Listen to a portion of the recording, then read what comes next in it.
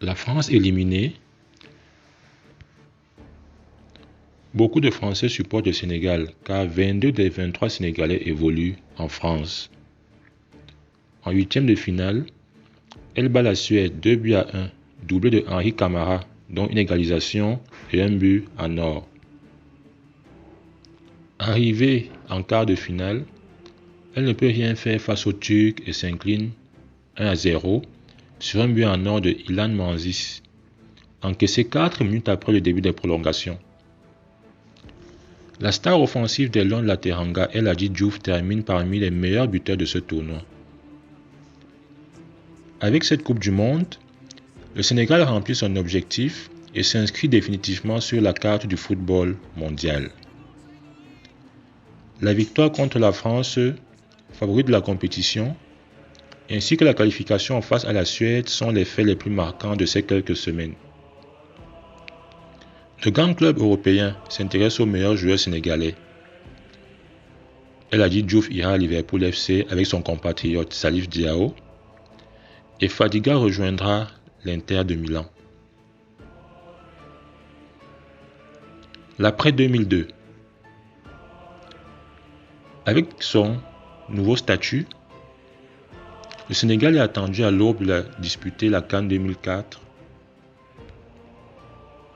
en Tunisie. Il termine une nouvelle fois deuxième de son groupe, puis doit s'incliner en quart de finale contre le pays organisateur sur le score de 1-0. Les Lions de la Teranga sont finalistes des 5e Jeux de la francophonie en 2005. Il termine deuxième de son groupe de qualification à 2 points du Togo et ne se qualifie pas pour la Coupe du Monde 2006. Ce classement lui permet néanmoins de se qualifier pour la CAN 2006. Il termine 4e de cette même compétition après une défaite 2-1 face au futur vainqueur égyptien. La crise chez les Lions entre 2007 et 2010. Le Sénégal rate complètement la CAN 2008 en faisant 2 matchs nuls contre la Tunisie, 2 buts partout, et contre l'Afrique du Sud, 1 but partout, et une défaite contre l'Angola, 1 but contre 3. Cela constitue, avec l'élimination du Maroc, une des plus grosses surprises de la CAN. Le Sénégal change de sélectionneur en plein milieu de la compétition, et le sélectionneur devient Lamine Diaye.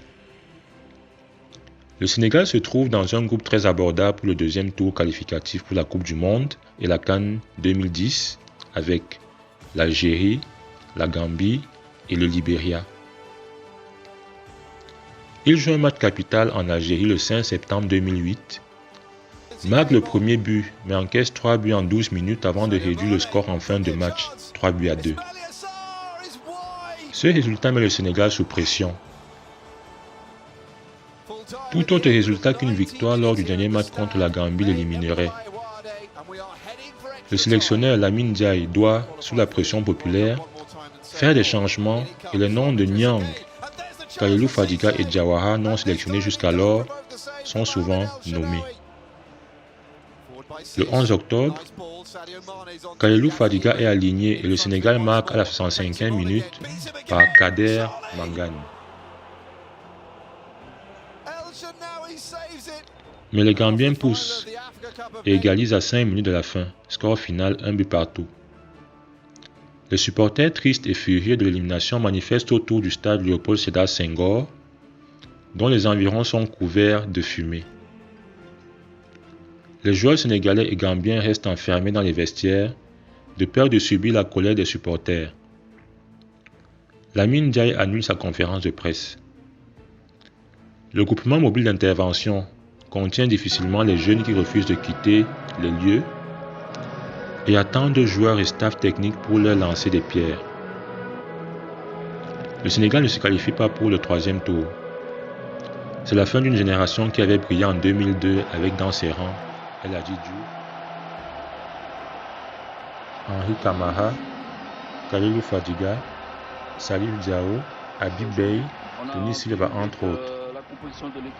Diaye est démis de ses fonctions et Amara Traoré devient le 15 décembre 2009 nouveau sélectionneur. Une génération de la Renaissance, mais qui peine à confirmer entre 2010 et 2015. Le Sénégal commence l'année 2010 sous l'ère Traoré par 6 victoires et 1 défaite. Il partage sa poule éliminatoire pour la CAN 2012 avec le Cameroun, la République démocratique du Congo et l'île Maurice et réussit une bonne entrée en matière dans un groupe considéré difficile en battant la RD Congo 4-2 à Lubumbashi avec un triplé de son capitaine Mamadou Niang. Un mois plus tard, le 9 octobre 2010, à Dakar, dans l'antre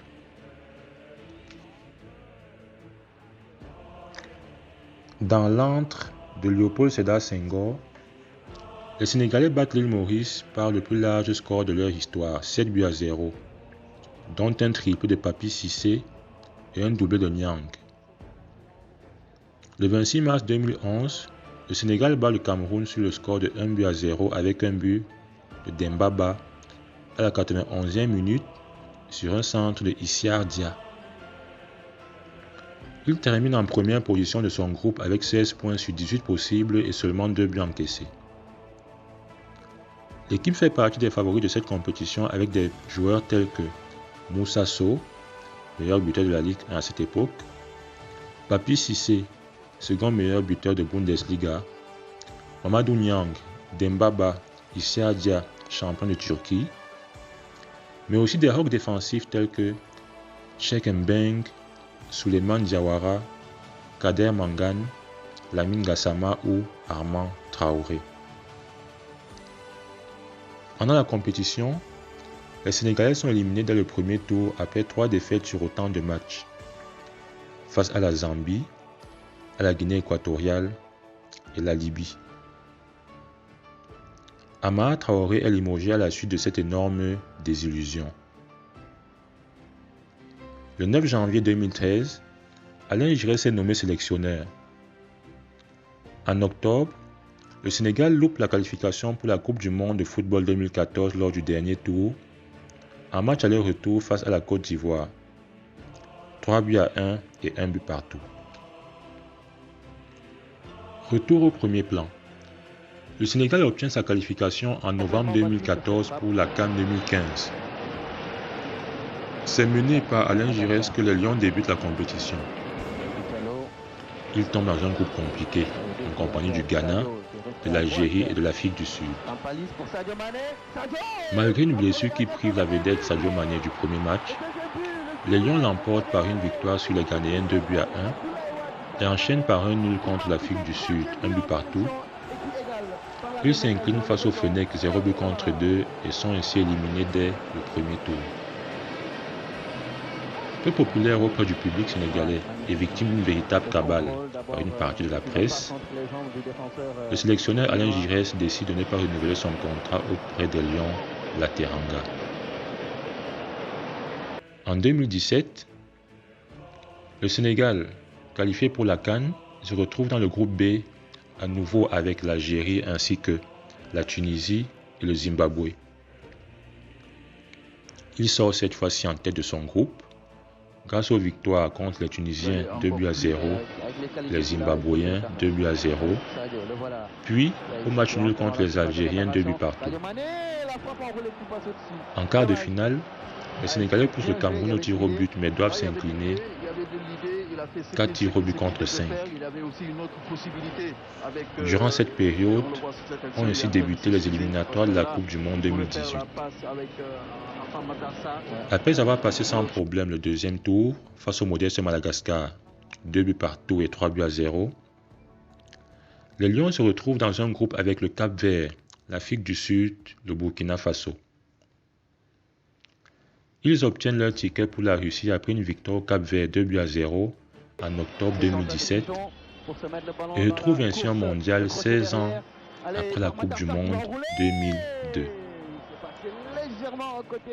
Pour son deuxième mondial, le Sénégal tombe dans le groupe H avec la Pologne, la Colombie et le Japon. Dans ce groupe très ouvert, les Lions ont toutes leurs chances, menés entre autres par un des meilleurs joueurs de la Première Ligue, le Liverpoolien Sadio Mané. Ils réussissent leur entrée et battent la Pologne 2-1. Alors qu'ils mènent 2 faux scores, ils se font rattraper par les Japonais lors du deuxième match, score final 2 partout. C'est égalité parfaite que Japonais et Sénégalais attaquent la dernière journée, respectivement face à la Pologne et la Colombie. Les Sénégalais ont reçu 2 cartons jaunes de plus que les Japonais et se sont donc dépassés au classement en raison du fair play. Les 2 équipes perdent 1-0 et se retrouvent dans une situation inédite puisque la première fois, 2 équipes sont départagées au fair play.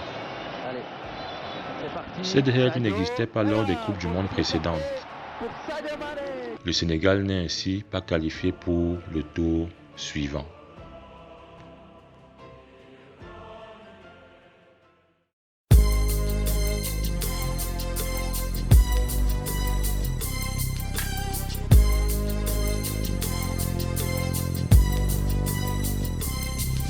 As I walk through the valley of the shadow of death, I take a look at my life and realize there's nothing left. Cause I've been blasting and laughing so long that even my mama thinks that my mom